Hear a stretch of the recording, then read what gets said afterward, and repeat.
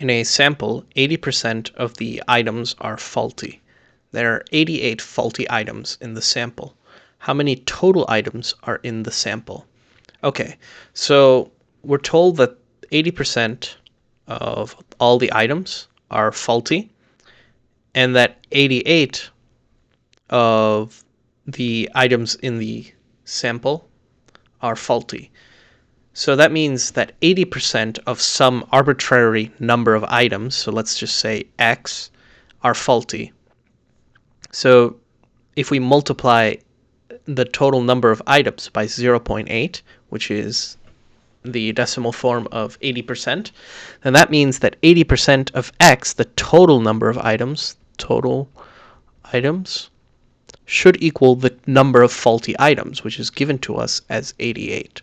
So now we have this equation, and we can just solve this to find the value of x, the total number of items in the sample. So we can do this by dividing both sides by 0.8. So on the left-hand side, they'll cancel out. We'll be left with x. And on the right-hand side, we'll have 88 over 0.8. So 88 divided by 0.8 is equal to 110. So that means there's a total of 110 items, and 80% of those are faulty.